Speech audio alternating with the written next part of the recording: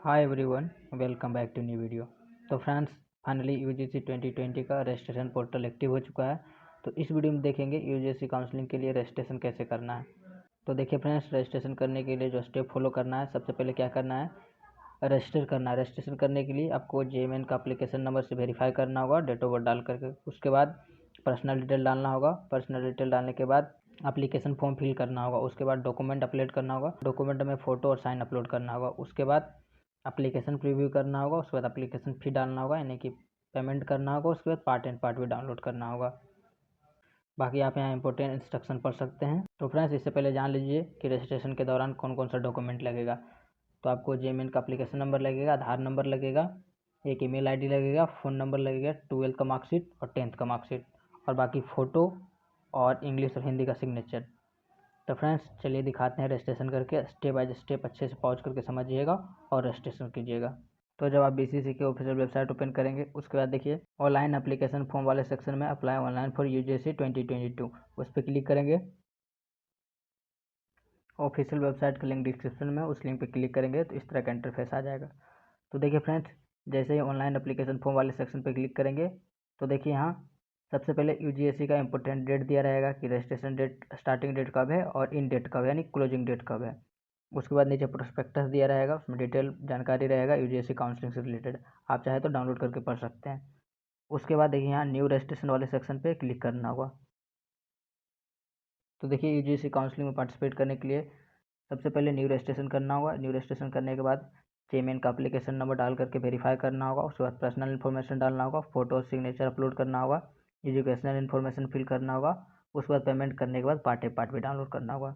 तो वीडियो शुरू से अंत तक देखिएगा, और जो नहीं समझ में आएगा उसको दोबारा देख सकते हैं या फिर पॉज करके नोट कर सकते हैं। तो देखिए फ्रेंड्स, सबसे पहले यहाँ जेमेन का एप्लीकेशन नंबर डाल करके वेरीफाई करना होगा। तो यहाँ एप्लीकेशन नंबर डालने के बाद वेरीफाई पे क्लिक करेंगे। उसके बाद डेट ऑफ बर्थ चूज करना होगा। डेट ऑफ बर्थ चूज कर लेंगे तो वेरीफाई हो जाने के बाद आपका पर्सनल डिटेल आ जाएगा, आपका नेम आ जाएगा, आपका AIR जेमेन का कितना वो आ जाएगा। तो चलिए एप्लीकेशन नंबर डालने के बाद दिखाते हैं वेरीफाई कैसे करना है।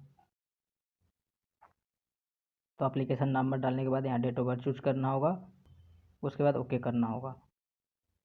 तो देखिए एप्लीकेशन में फिल करने के बाद जैसे डेट ऑफ बर्थ डालेंगे उसके बाद वेरीफाई कर लेंगे तो आपका सारा डिटेल आ जाएगा, कैंडिडेट नेम आ जाएगा और ऑल इंडिया रैंक कितना हुआ जाएगा, डेट ऑफ बर्थ आ जाएगा।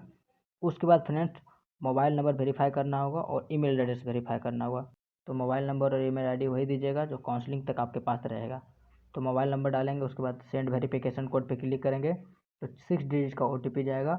वेरिफिकेशन कोड डालने के बाद सबमिट करेंगे। उसी तरह से ईमेल आईडी डालेंगे। ईमेल आईडी डालने के बाद ईमेल पे चेक करेंगे, OTP जाएगा। तो ईमेल पे जो वेरिफिकेशन कोड जाएगा वो डालने के बाद सबमिट करेंगे। उसके बाद एक पासवर्ड क्रिएट करना होगा।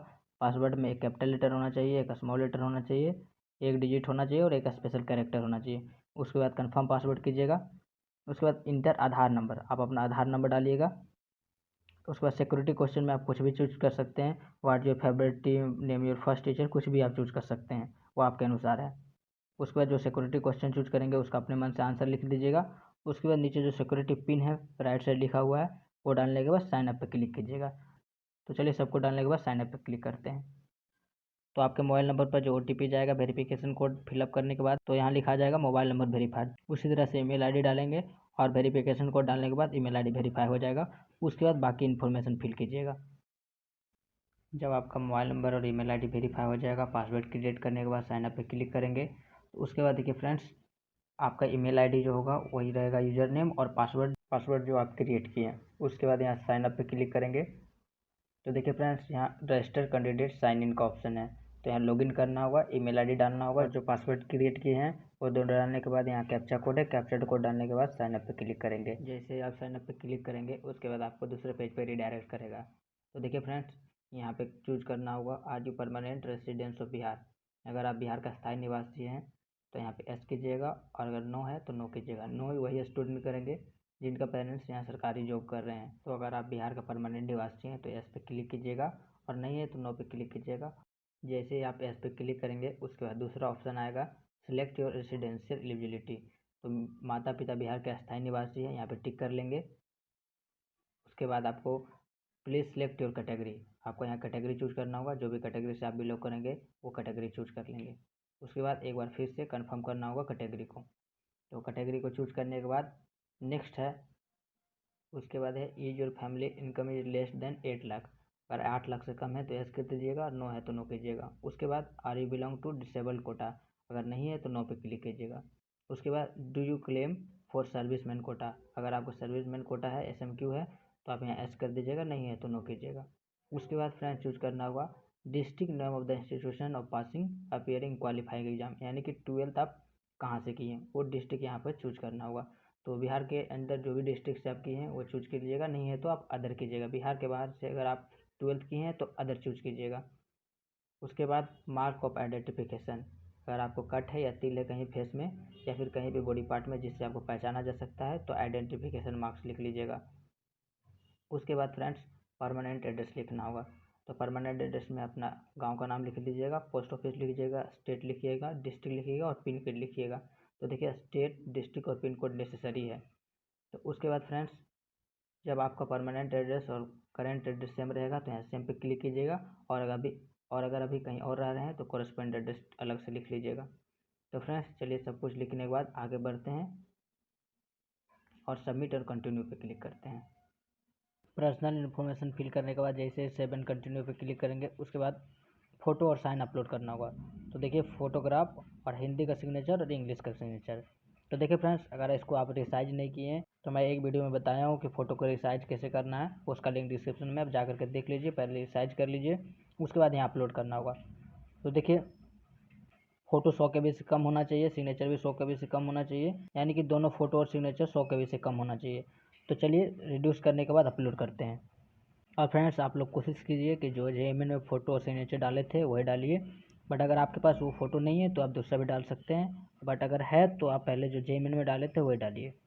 जब आप फोटो और सिग्नेचर अपलोड कर लेंगे उसके बाद एजुकेशनल इन्फॉर्मेशन फिल करना होगा। तो देखिए फ्रेंड्स अगर आपको फोटो रिसाइज करने में दिक्कत होगा तो मैं एक लिंक दिया हूँ डिस्क्रिप्शन में, उस लिंक पे क्लिक करेंगे तो उसके बाद जाकर के आप फोटो एडिट कर सकते हैं। जितना डायमेंशन में मांगा है उस तरह से आप एडिट कर सकते हैं। और अगर आपको समझ में नहीं आ रहा है तो कमेंट कीजिएगा, मैं एक वीडियो में करके दिखाऊँगा।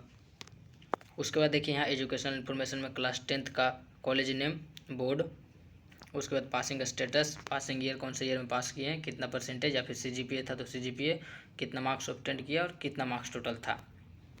उसके बाद यहाँ पर अगर आप क्लास 12th किए हैं तो क्लास 12 का सब कुछ फिल करेंगे, अगर डिप्लोमा किए हैं तो डिप्लोमा का फिल करेंगे। तो देखिए स्कूल का नेम लिख देंगे, बोर्ड यूनिवर्सिटी में अगर आप CBSE बोर्ड है तो CBSE बोर्ड लिखेंगे, और बिहार बोर्ड है तो बिहार वाले फर्स्ट पे चूज करेंगे। कौन से ईयर में 10th दिए वो चूज कर लेंगे, उसके बाद फिर कौन से ईयर में 12th दिए हैं वो चूज कर लेंगे।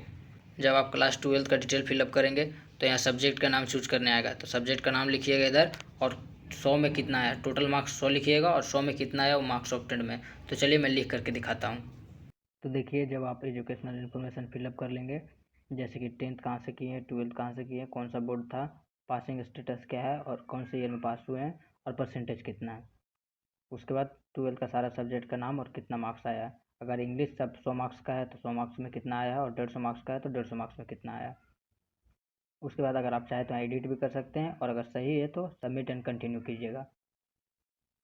उसके बाद देखिए एप्लीकेशन प्रीव्यू आएगा, इसमें आप एक बार अच्छे से सब कुछ देख लीजिएगा, अगर सही है सब कुछ तो ठीक है, नहीं तो आप चाहे तो एडिट भी कर सकते हैं। उसके बाद फ़ी पेमेंट करना होगा। एप्लीकेशन प्रीव्यू करने के बाद फ़ी पेमेंट करते हैं।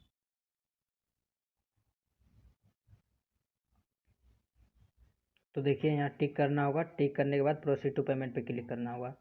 तो कभी कभी मान लीजिए टेक्निकली रहने के कारण उस समय नहीं होगा तो थोड़ी देर के बाद पेमेंट ट्राई कीजिएगा तो हो जाएगा। पेमेंट कर लीजिएगा। जनरल के लिए 1200 और SC ST के लिए कैटेगरी के लिए 600 रुपये। जब आप पेमेंट कर लेंगे उसके बाद पार्ट भी डाउनलोड होगा, उसको काउंसलिंग के टाइम लेके जाना है। तो फ्रेंड्स इस तरह से UGC का रजिस्ट्रेशन कीजिए, बाकी कोई डाउट होगा तो कमेंट कीजिएगा। Thank you.